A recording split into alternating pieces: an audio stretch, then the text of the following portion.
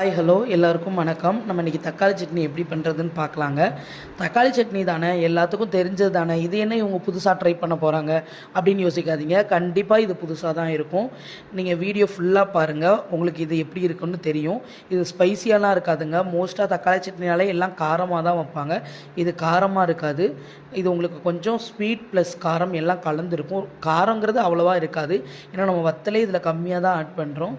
இப்போ ஃபஸ்ட்டு அதுக்கு என்ன பண்ணணுன்னா, வத்தலும் உளுந்து தேங்காய் இது மூணுமே நல்லா வதக்கி வறுத்து எடுத்துக்கணும். இந்த மூணையும் இப்போ தனியாக எடுத்து இதை நம்ம ஓரமாக ஆற வச்சிடலாங்க. ஆற வச்சிடுங்க.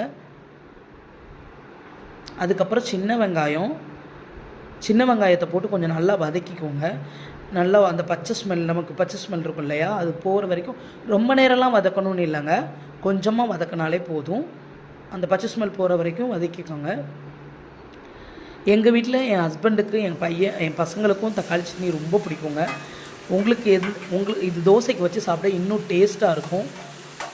இப்போ தக்காளி ஆட் பண்ணியிருக்கோம். தக்காளியும் உப்பு சேர்த்து நல்லா வதக்கிக்கோங்க. கொஞ்சம் நேரம் தக்காளி நல்லா வதங்கந்தண்டியும் வதக்கிக்கிட்டே இருங்க. ஸோ நமக்கு ஓரளவு வரதண்டியும் வதக்கிக்கிட்டே இருக்கணும். உங்கள் வீட்டில் யாராருக்கு என்னென்னலாம் பிடிக்குங்கிறத கமெண்டில் சொல்லுங்கள். கண்டிப்பாக இதை ட்ரை பண்ணி பாருங்கள். இது டிஃப்ரெண்ட் டேஸ்ட்டாக இருக்கும். நமக்கு இது இப்போ நல்லா தக்காளி சட்னி நல்லாவே தக்காளி நல்லாவே வதங்கிக்கிட்டு இருக்கு. என் வாய்ஸ் கொஞ்சம் இப்படி தான் இருக்கும், அதனால் கொஞ்சம் அட்ஜஸ்ட் பண்ணிக்கோங்க. ஆக்சுவலாக எனக்கு ஃபஸ்ட்டு வீடியோ போடணுமா அப்படின்னு நான் ரொம்ப யோசிச்சுருக்கேன். என் ஹஸ்பண்ட்லாம் மோட்டிவேட் பண்ணி போடு பரவாயில்ல அப்படின்ற மாதிரி மோட்டிவேட் பண்ணாங்க. நான் அதில் தான் இப்போ போட ஆரம்பிச்சிருக்கேன். உங்களுக்கும் என்னோடய வீடியோஸ் பிடிச்சிருந்தா கண்டிப்பாக சப்போர்ட் பண்ணுங்கள், சப்ஸ்கிரைப் பண்ணுங்கள். இப்போ ட்ரை பண்ணி பார்த்துட்டு கமெண்டில் சொல்லுங்கள். அப்போ தான் எனக்கும் கொஞ்சம் சாட்டிஸ்ஃபையிங்காக இருக்கும். இப்போ நமக்கு அது ஆறிடுச்சுங்க. அதை நல்லா ஃபஸ்ட்டு அரைச்சிக்கிறோம். ஏன்னா உங்களுக்கு உளுந்து சீக்கிரமாக அரையாது, குறைன்னு இருக்கும். வெங்காயமும் தக்காளி சீக்கிரமாக அரைப்பட்டுரும் இல்லையா, அதனால் உளுந்து ஃபஸ்ட்டு நம்ம ஆற வச்சதை அரைச்சி எடுத்துக்கிறோம்.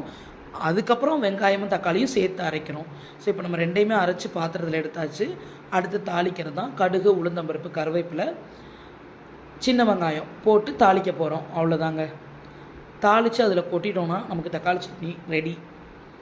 நான் ஃபஸ்ட்டு சொன்ன மாதிரியே ஃபஸ்ட்டு உளுந்து தேங்காய் வத்தல் இதை மூணையும் தனியாக அரைச்சிருங்க. அது கூடவே சேர்த்து அதுக்கப்புறம் வெங்காயமும் தக்காளியும் அரைங்க. இல்லைனா உங்களுக்கு ஒரு மாதிரி சட்னியே குறைன்னு இருக்கிற மாதிரி இருக்கும். இதுனால் கொஞ்சம் நல்லா வலுவலுன்னு இருக்கும், சாப்பிட்றதுக்கும் நல்லாயிருக்கும். தோசைக்கு ரொம்பவே நல்லாயிருக்கும். நீங்கள் இப்படி பண்ணுங்களேன், கண்டிப்பாக உங்களை எல்லாருமே வாவ் சூப்பராக இருக்குது அப்படின்னு சொல்லுவாங்க. அவ்வளோதாங்க. நம்ம தாளித்து ஊற்றிட்டோன்னா நமக்கு சூப்பரான தக்காளி சட்னி ரெடி ஆகிரும்.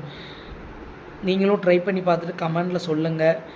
பிடிச்சிருந்தா வீடியோவை லைக் பண்ணுங்கள், சேனலை சப்ஸ்கிரைப் பண்ணுங்கள். தேங்க்யூ ஃபார் வாட்சிங்.